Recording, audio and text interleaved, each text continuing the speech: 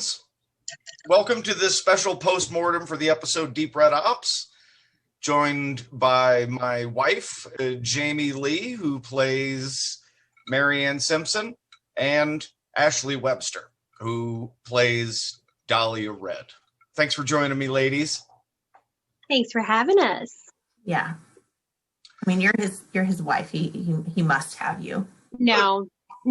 Regular part of these things. I'm constantly reminded that I'm replaceable. Jamie's been a regular part of these things recently, so it only made sense that we bring you aboard, because this last episode is basically mostly just the two of you going back and forth. And I've gotten a lot of good feedback on the episode, by the way. Your chemistry really shines through, as I was banking on it shining through. So good job. Yeah. Cool. Obviously, I didn't know. I knew that, obviously we recorded our part, but I didn't know about the other interviews that you had done. So that was a really fun little thing to listen to at the beginning, was you basically trying to go down the rabbit hole, and everyone was like, no, not gonna, no.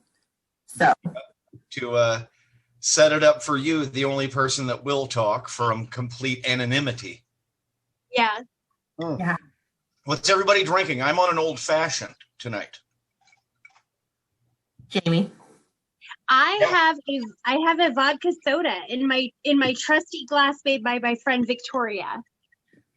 I have it is vodka, soda, lime, and cranberry black cherry juice, and I have named it the Dahlia Red.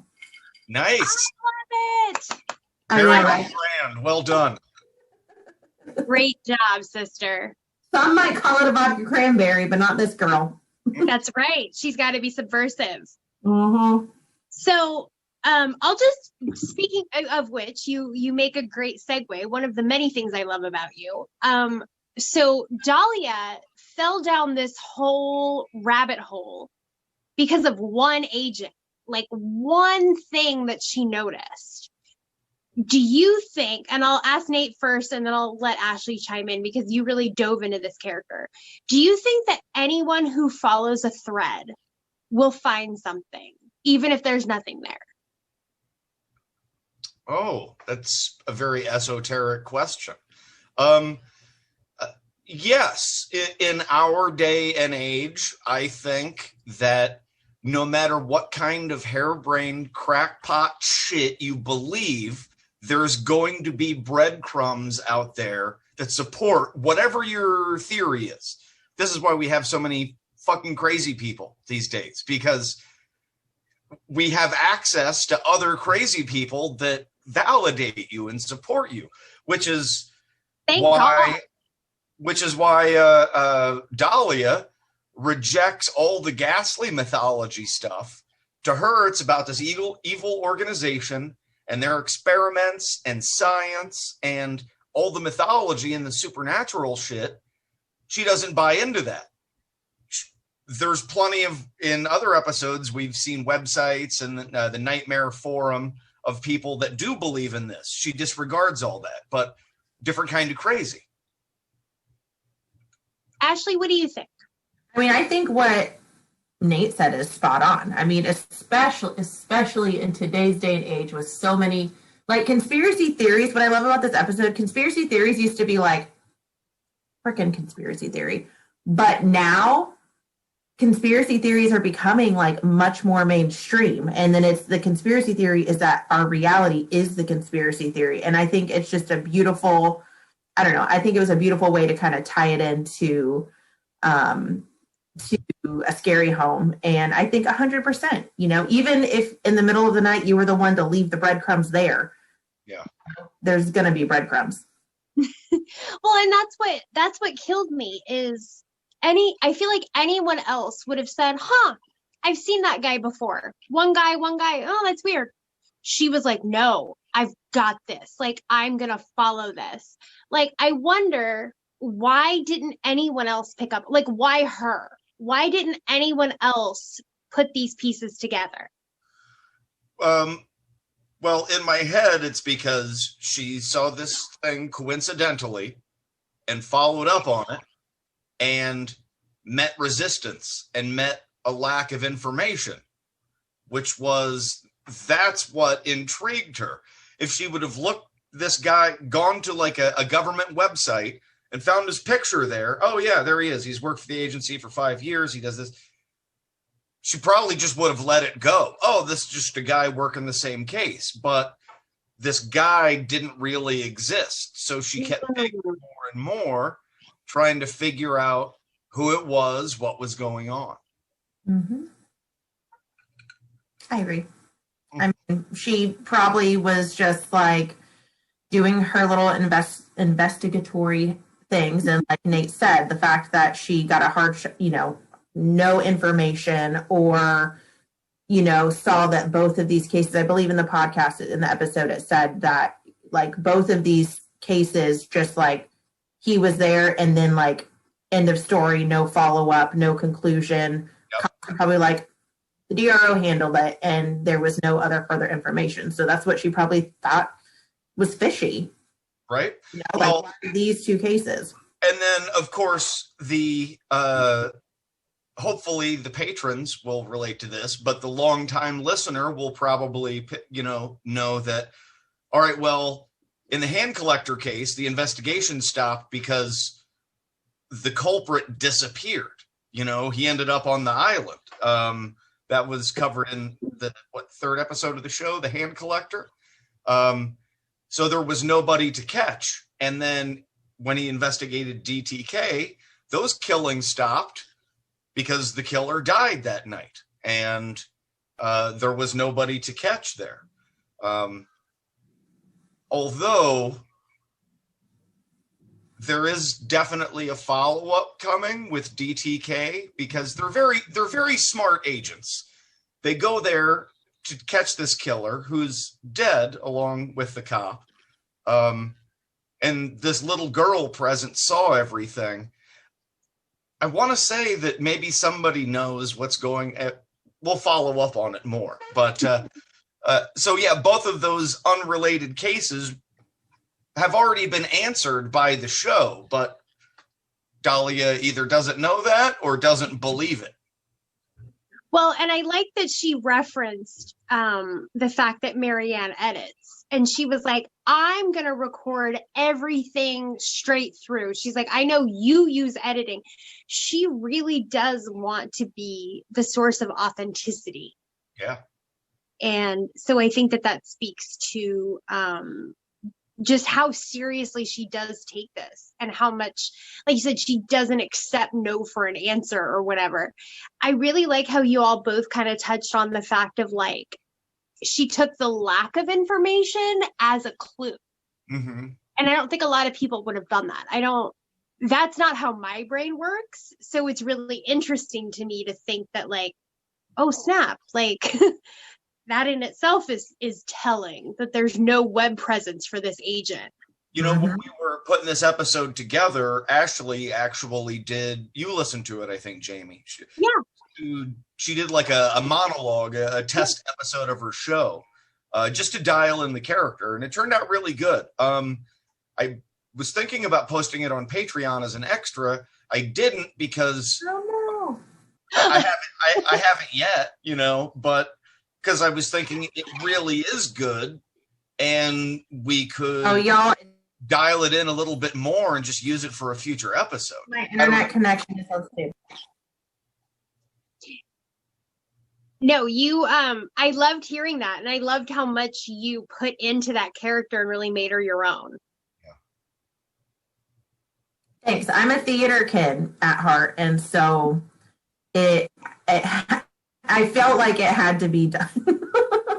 I felt like I was just like texting and I had this idea in my head. And then Nate so generously offered like a snapshot of who she was, and it just kind of went from there. And I absolutely loved it. I was like, they're going to think I'm a crazy person, but this is what I think this character is. And y'all were like, no, yeah, this and that. And yes, spot on. And so it was great. I don't mean to say you're not crazy, but like you're precisely our brand of crazy. Like You're Crazy aligns so well with what we're doing. Cool. Okay, so speaking of Dahlia, a burning question that I had, and I know what Nate has to say. I want to hear Ashley's thoughts first. Why? Am I gonna need another drink for this? No, I think you're good. I think you're gonna crush it. Okay. But why do you? Okay, the DRO. They could take you offline, right? They could totally just come and obliterate your show. Why do you think you're allowed to continue broadcasting?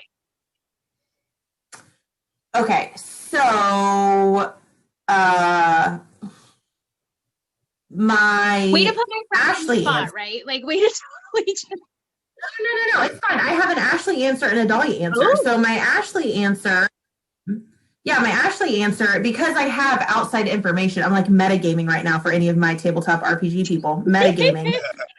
I have outside knowledge, and it totally makes sense that the DRO is either using her, either knows and is like, this bitch has no idea what she's talking about, whatever, or is using her as their way of knowing what the public knows and another way for them to control the narrative. You know? And my Dahlia answer is that I'm so badass that the DRO don't know what's going on, and I'm about to take them down. That's my Dahlia.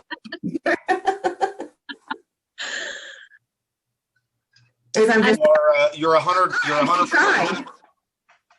Yeah. You're 100% right. They do use you as a gauge to see how authentic the information out in the world is. If anybody's going to know, it's you. So if they listen to you, then they know what people know. And I was saying to Jamie, also you fly under the radar.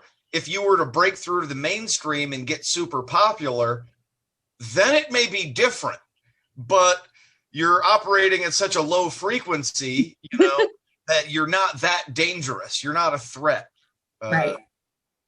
I don't know how many listeners Dahlia has. Dahlia knows how many listeners she has because you can track.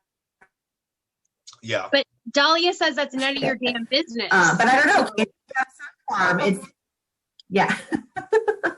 But obviously it's not gotten mainstream enough where it's gotten on the news, or maybe the DRO has so many hands in the pot that they are the ones preventing it from getting mainstream. Yeah, definitely. You spotting the agent on the two different cases though is actually directly addressed in the next couple of episodes from the other side, from that agent getting heat from his bosses. I'm like, people are fucking noticing you, bro. Bill Handel?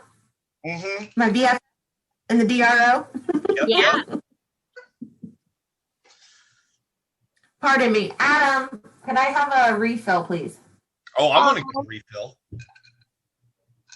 Adam, bring me a refill. Right? Make your rounds, Adam.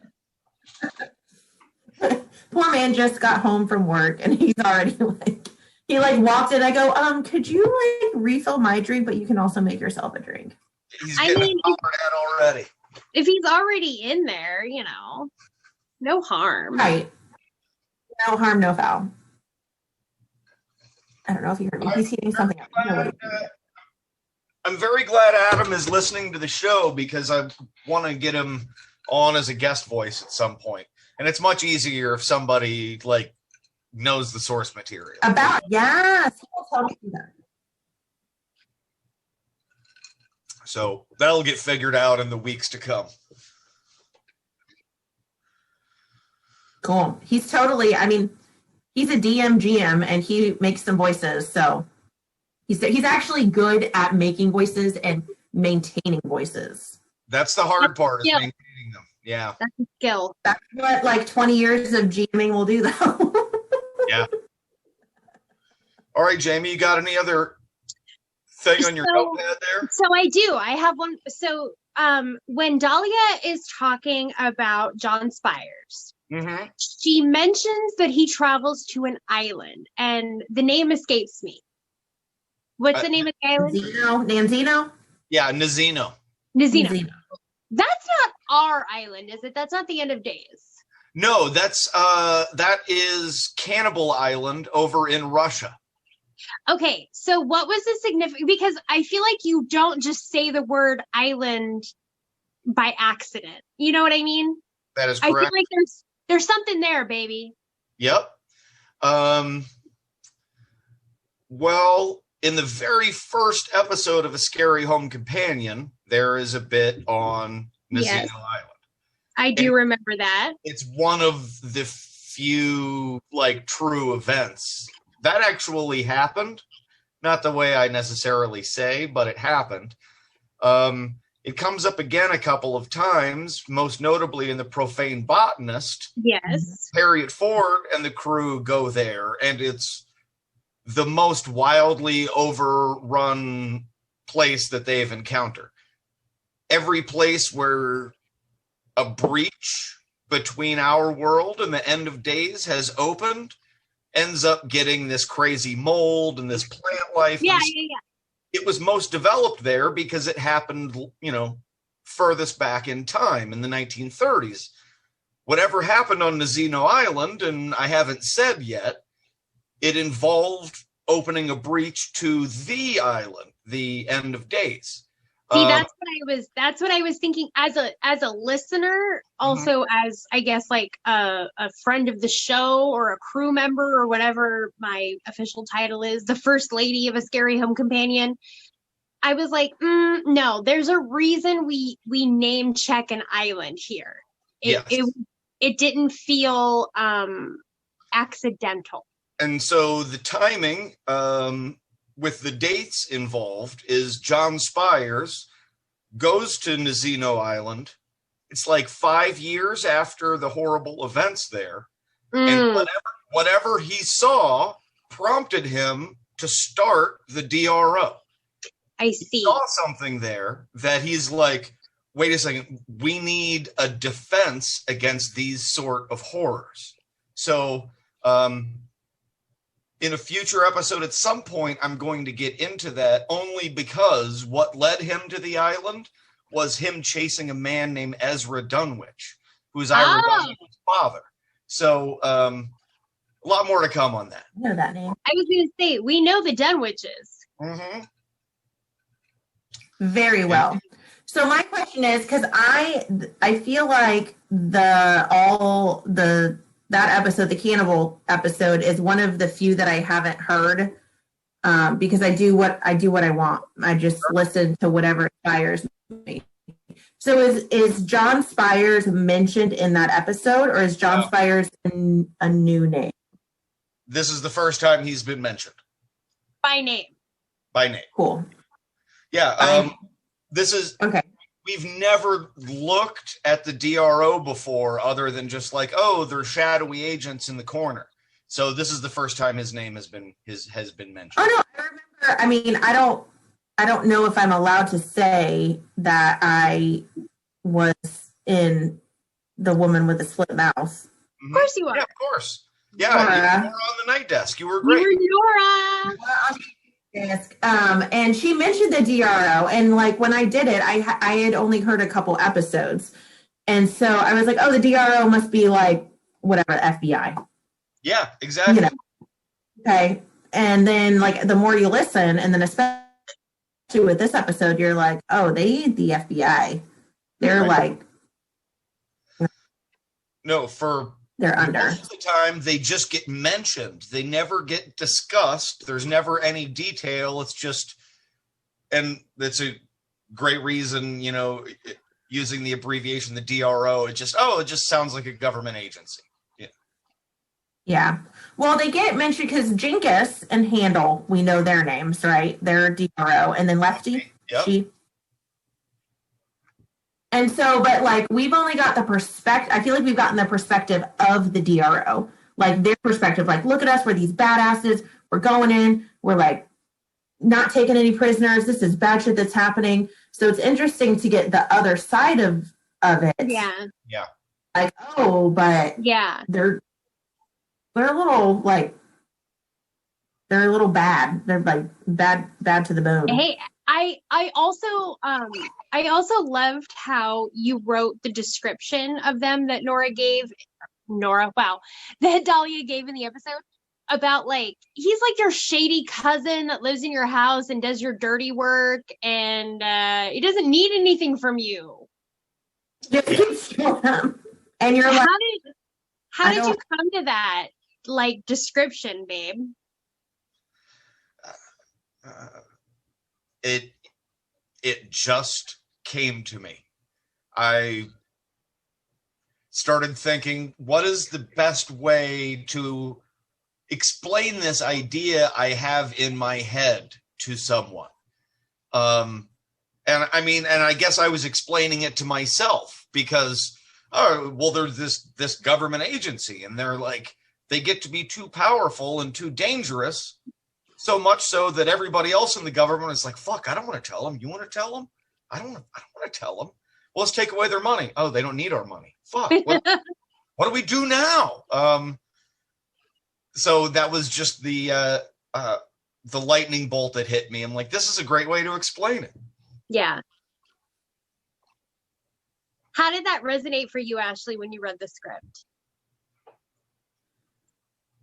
Oh, I mean, it was just like, well, yeah, this is what it is. Because, you're always kind of curious, like the DRO, they're operating, they're part of the government, right? But that was one of the first times, and honestly, re-listening to it, because I re-listened to it a couple of times. Like I listened to it on the first kind of, I guess, rough draft, not fully edited version. And then I listened to it again because I always, even if I've heard it on the Patreon, I'll like listen to it again so that in my head, I'm like, well, now he's got like another listener. Thank you.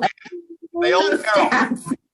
And then I think I even listened to it another time because I was like, well, now I'm going to listen for content because I know I'm doing this post-mortem. So I want to have like done my homework. Because the theater kid in you. It was it was something that you were like,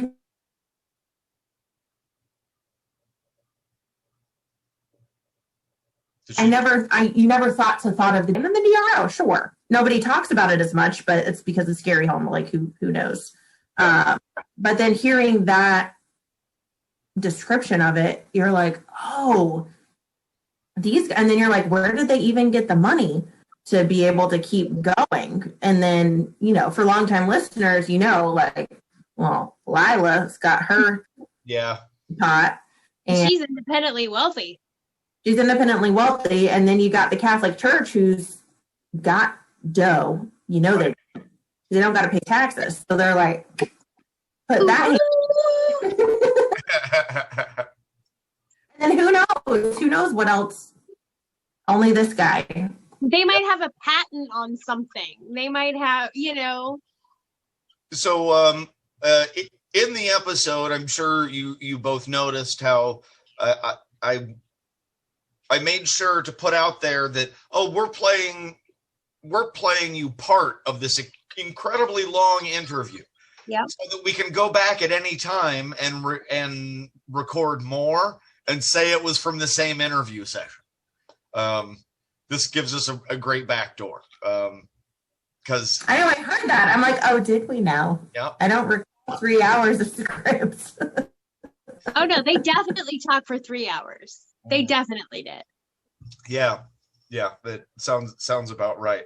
And part of the reason I want to revisit it, like I said, I've never gone into too much depth about the DRO before. This is the first time, and since it's not me, it's basically like an unreliable narrator, that fiction trope. Because all right, I'm the narrator of the show. If I say it, then it's true. It's canon. It's part of the show. And I never say any details about as if I'm an outsider as well, and I don't know. So we get all these details from Ashley, and most of them are true. Dahlia is almost completely right, but because she rejects the supernatural aspect, some of it isn't. She thinks that they use like the brain slugs to control people. And what we've learned from previous episodes and this one and in the ones to come is that being the bad guys, the DRO recruits bad guys, criminals and serial killers and professional horrible people to work for them. And then there's also the brain slug business. So Dahlia has conflated the two ideas into a theory that makes sense for her. Although it runs contrary to, the main story of the show. That's a line I did that to mix things up. Like it's 5 truths and a lie. Most of what she says is totally right, but some things aren't, and you don't know which. And that's a line that I love that you put in, that Dahlia says. She's like, no matter what your show says, this is what's the absolute truth. And it was the first time that I was like, oh crap. Like, we as the listeners have taken all of this as fact, to the point where, like, if you've Googled something, feel bad. That's the point. And so to hear an outsider who obviously listens to the show be like, I know what you're selling and I'm not really buying any of it. Like, it's cute and it probably gets a lot of listeners, but it's not the truth. Right. There was some sort of accident at Black Site 1, that I know. I'm sure it wasn't a bunch of fucking cannibal mutants. I'm sure it wasn't that. So yeah, it's good stuff. I thought it really turned out great, and you guys both did amazing. Thank you, honey. That was something else that struck me, because I've obviously been Marianne Simpson for a long time now, and I feel like I know her. I feel like you and I developed her together, and Dahlia throws her off her game a couple of times. When Dahlia's like, no, Project Helping Hands, and Marianne's like, no, that's ridiculous. Holy shit, that's inhumane. That's what I feel like. This episode is the first time where you wrote Marianne to kind of lose her composure. Yeah. And so that was a stretch for me. That was new for me. Well, this is the first time you've interviewed like somebody that was interviewing you right back. You don't meet resistance too often. No, Dahlia Red was my Moriarty. Yeah. Oh, yeah, I will be. You are. You totally are, dude. You are my other. You were my, like, I feel like I'm coming in here like the baddest bitch in radio, and you're like,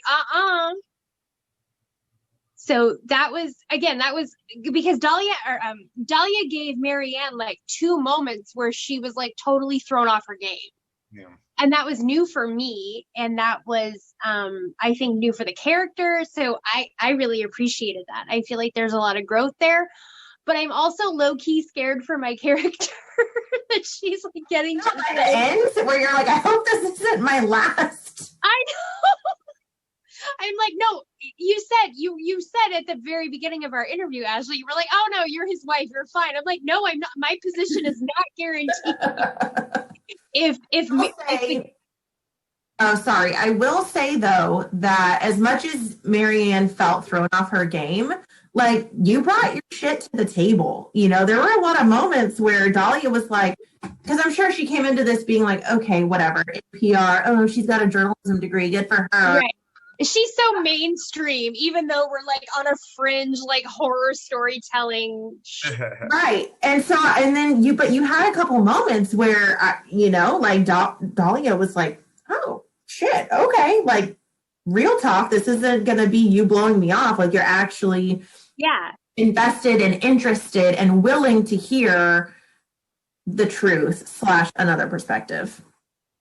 I feel like that was what really worked with us. I mean, not just because we're both like amazing and we knocked it out of the park, but because both of our characters were like, oh, you want to actually have a conversation about this. Okay, I'll have a conversation about this. I think our characters were both coming at it as I know everything. This chick knows nothing. We'll see how it goes. But then we realized we each had a different puzzle piece. Mm-hmm. And it worked out so well. And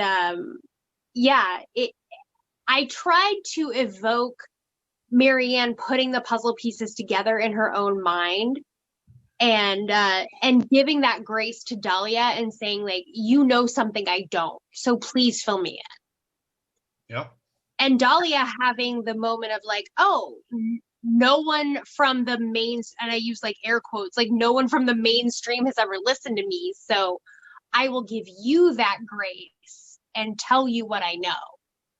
Well, you also threw out dates, and like you threw out John Spires and you threw out these dates, and that was Dahlia's moment of like, oh shit, this isn't some girl who just like whatever, like she does the background work. She puts in the time to try and figure it out. So that gained, I think, some respect. I would like to think that Marianne has earned her street cred. I would like to think that in this community, she's done the legwork and has earned that respect. Is that what you were kind of imagining when you wrote this, babe? Yeah, absolutely. I, of course, know both of you very well. I know the chemistry you have as friends. You've been working on your character for a while, and plan hard, fight easy. Normally, we don't, for Nora on the night desk, for most guest voices, we don't do that sort of warm up. But I wanted you to be able to dial your character in so that when it came time to record, you would know your characters and you could just use your natural chemistry. And I wrote these roles specifically for you, and it all came together fucking perfectly. So. Oh, good. Yep. This is my design. Yeah. I feel like it did. I mean, I feel like it went really well. I think we just, sat in our house and talked. Well, it went so well that it was written as 4 or 5 different chunks of dialogue. And that's how we recorded it. And Jeff just edited out our breaks in between and presented it as one continuous discussion.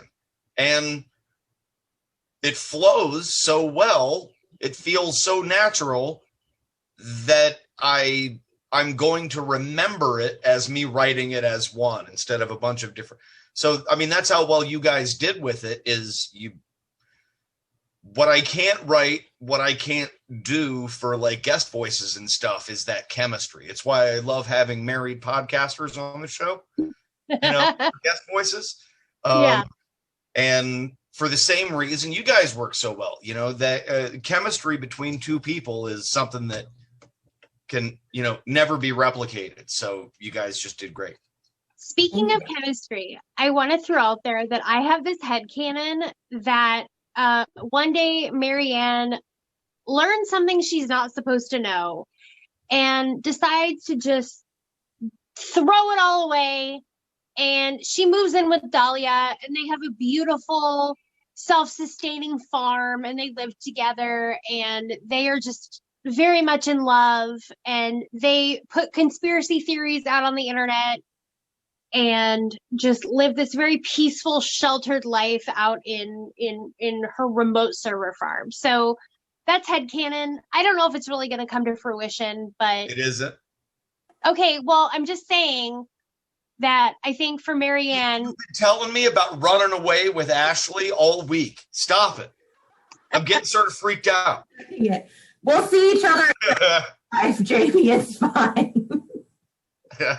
We are heaven together. I'm just saying, I feel like Marianne and Dahlia could live this beautiful, self-sustaining farming lesbian life. I think it would be wonderful. The way Nate would write it is we would, and then unbeknownst to us, when we least expect it and feel safe, we. Yeah. Y'all would have a really happy first act. Right? Yeah. And then like some horror would be fallen. Yes. Yeah. That's exactly how it would happen. Because that's how it is. You think you're happily ever after, and then the last 30 seconds, it's like there's the creepy guy in the corner with like the machete just ready. Yeah. I just like, I love Marianne and I want to protect her. And so in my brain, to protect her, she like goes and finds Dahlia and they realize their love for one another. I mean, they recorded for 3 hours. You think it didn't get flirty? It might have got flirty. Yeah. Dahlia didn't know it got flirty, but it did. No, Dahlia's focused on the mission. Yeah. That's what makes her so attractive, right? It's because she doesn't give a fuck. I don't have time for women or men or whatever. I know, but I feel like after the interview ended, like for the next week, she was like maybe in like the downtime, like she was kind of thinking about Marianne a little bit. And I was like, why am I thinking about this girl so much? Because Marianne leaves a mark. Yeah. Okay. Well, show has been taking a markedly lesbian bent recently, so it's good. This is very like female empowering, which I appreciate. Exactly. Glad to hear that. No, this has been overall. This has been like your very female heavy season. Yes, it has, but this should be the norm going forward, because I don't bean count, but it feels female heavy because it's about 50%, you know? And we're not used to seeing like half of all major characters be females. So the next couple of episodes are very cock heavy, because we've got the main character is a gay male, and then his best friend is Frank Rourke. So it's mostly dudes, but that's just this story. And the last couple were mostly females, and that was just that story, you know? Well, you're a feminist ally. You're a feminist horror ally. Yep. And that's what we appreciate about you. I appreciate that. Terrific. I try to be an ally to anybody that's not a raging asshole, right? Cheers. I would drink to that, but I'm nearly empty. Yeah. So I think that this is a great place to wrap up this post-mortem. Ashley, my fictional lesbian wife, do you have anything to wrap up our episode about? And after that, please talk about your podcast. Oh, yes, Yeah, please. Okay. So I don't have anything to wrap up because I feel like we went into way more than I even could have imagined. Yeah. Especially whenever we got to talk about our happy never after. It's headcanon. It's headcanon in my head. It's called fanfic. Yeah. So if Headcanon. like make this happen, go. Marianne deserves a happily ever after. She's worked really hard for this show. I would love it if maybe your daughter could do some fan fiction artwork, like shipping Dahlia and Marianne. I'm gonna text her. I'm gonna text her right now. Cool. So my podcast, so I'm a mom and I started a podcast just about how shitty motherhood can be. And it can be great too. And we love our kids, but it can also be really freaking hard. And we play the comparison game and social media. And so it's just basically me, whatever flavor that week I feel like talking about that's on my heart, I find someone and ask if they want to put it out into the universe. And so we do. It's called the Offbeat Momcast, and you can find it anywhere. I'm on Twitter at Offbeat Momcast, on Instagram with the same handle. Not Bill handle, just that handle. And nice tie-in. I know, right? And yeah, anyone listen to podcasts, you can listen to the Offbeat Mom. So hope to hear from you. Check it out. And Jamie, you just started a YouTube channel, did you not? I did. I am Jamie Lee, absolutely. Absolutely is spelled Lee because it's adorable, where I do lifestyle for real life. I do makeup tutorials and just chatty, get ready with me's, different kinds of videos.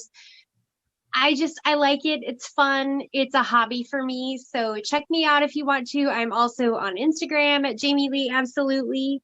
And I'm also a guest on the Offbeat Momcast, which was an absolute honor because I'm not a mom, I'm a stepmom, but Ashley took the time to talk to me about stepmotherhood and mental health and everything that goes into that. Mostly it was about it was about Scary Home Companion. Okay, yes. Also, it was a great episode. It was a great episode. Because we spend like 17 minutes talking about soda and your podcast and how we want to go to the axe throwing bar. But how amazing was that for me? Because, like, if you're in the other room and you overhear two people talking about you and saying nice things, it's so awesome because they don't know you're listening.